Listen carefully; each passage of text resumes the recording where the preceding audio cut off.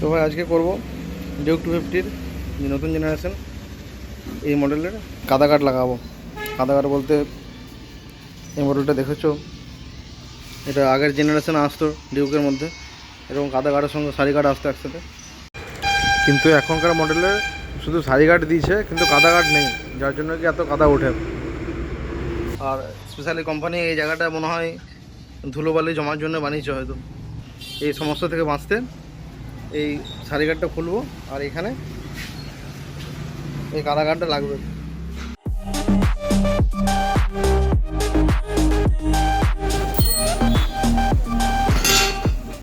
তো আগের মডেলের যে মাঠগাটটা ছিল সেটার মধ্যে যে পয়েন্টগুলো করা ছিল সেইগুলো নতুন মডেলের সাথে ম্যাচ করে না, যার জন্য কি কিছু মডিফিকেশান করতে হবে। তো আমি এখন এসেছি ওয়ার্কশপে। এখানে তুমি দেখতে পাচ্ছ যে একটা পাতি কাটা হচ্ছে, এই পাতিটা দুদিকেই আছে, এই দুদিকে পাতিটা কাটানো হবে, কাটিয়ে পরে ফিটিং করে দেখা হবে কেমন কি সেট হচ্ছে। যেমন দেখতে পাচ্ছ পাতিটা পুরো একদম গোড়া থেকে কেটে একদম লেবেল করে দেওয়া হয়েছে।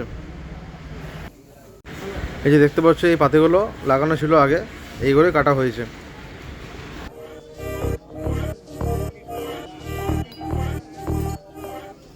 তো যেমনি দেখা যাচ্ছে এটা গাড়ির সাথে ফিট তো হয়ে গেছে, কিন্তু এক্সট্রা সাপোর্টের জন্য একটা আলাদা করে পাতি ওয়েল্ডিং করে এই পিছনে নাট আছে এর সাথে অ্যাটাচ করতে হবে।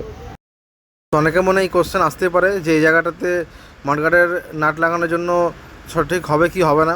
তো তাদের জন্য বলছি আমি কেটিএমের সার্ভিস সেন্টারে আর কেটিএমের শোরুমে দু জায়গাতেই জিজ্ঞেস করেছি, আর তাদের সাথে কনসাল্ট করে আমি এই কাজটা করেছি। তো তারা জানিয়েছে আমাকে যে এই জায়গাটাতে নাট লাগালে বা যদি কোনো ওয়েট পড়ায়, মাঠগার্ডে যে ওয়েটটা পড়বে সেটাতে বাইকের কোনো ক্ষতি হবে না, এই জায়গাটা ইউজ করা যেতে পারে। রাইট সাইডের মতোই লেফট সাইডেও ঠিক একইভাবে একটা আলাদা করে পাতি ওয়েল্ডিং করতে হবে, যেটা গিয়ে অ্যাটাচ হবে সুইং আর্মের এন্ডে একটা নাটের জায়গা করা আছে, তার সাথে গিয়ে অ্যাটাচ হবে। তো আলাদা করে যে পাতিটা ওয়েল্ডিং করা হবে সেই পাতিটা এখন কাটার কাজ চলছে। রাইট সাইডের পাতিটা পারফেক্টভাবে বানানোর পরে এবার লেফট সাইডের জন্য পাতি রেডি করা হচ্ছে।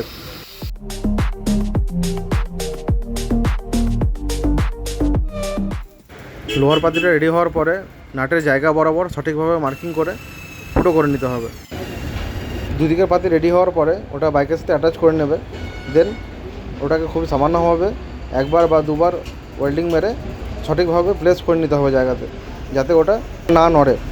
দেন মার্কারটাকে পুরোপুরিভাবে গাড়ি থেকে খুলে ভালো করে ওয়েল্ডিং মারা হবে।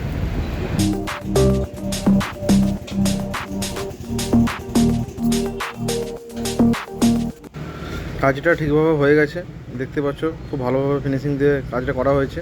এবার এটাকে ঘষে পরে ভালো করে ফিনিশিং দেওয়া হবে।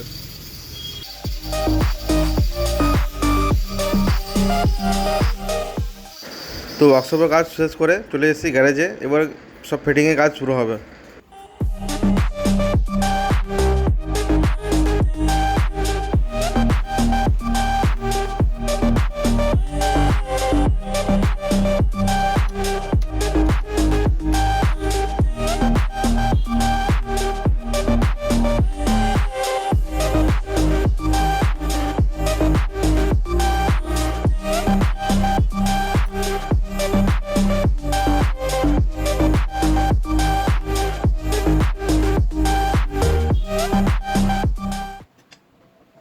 কাদা কাঠ তো লেগে গেছে, এবার স্টকে কোম্পানি থেকে যেটা কাদা কাঠ বলে দেয় এটা হচ্ছে কাদা কাঠ বলে, তো এটা খুলে দেবো তাতে পিছনের লুকটা একটু শার্প হবে।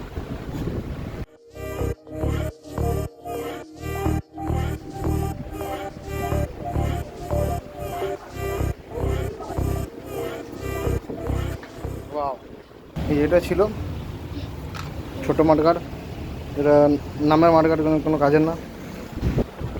এই পার্টটা খুলবো, এই পার্টটা খোলার জন্য নাম্বার প্লেট খুলতে হবে, আর নাম্বার প্লেট খুলতে গেলে এই ভেতর দিকে এখানে এই নাট দুটো খুলতে হবে। নাম্বার প্লেটটা খোলার পরে পিছনের যে রিফ্লেক্টরটা আছে রিফ্লেক্টরটা খুলতে হবে, তারপরে কি যে ব্ল্যাক পার্টটা দেখা যাচ্ছে এটা পুরোপুরিভাবে খুলে যাবে।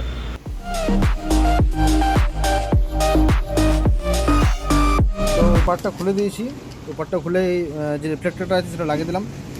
তো এরকম পাতি মার্কেটে কিনতে পাওয়া যায়, এরকম পাতি কিনে পরে এটা একদম এক্স্যাক্ট মাপে হয়ে যাচ্ছে দেখছি, ঠিক আছে। এখানে লাগিয়ে দেবো, এর ওপরে এখানে হোল করতে হবে, এখানে ফুটো করে তারপরে নাম্বার প্লেট লাগবে। এটাতে এই সেম মাপের ফুটো করা হয়ে গেছে।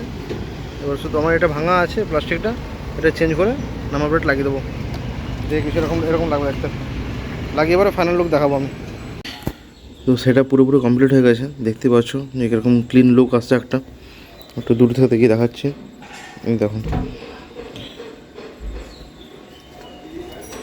এই যে এই সাপোর্টটা লাগানো হয়েছে এই নেটটার সাথে।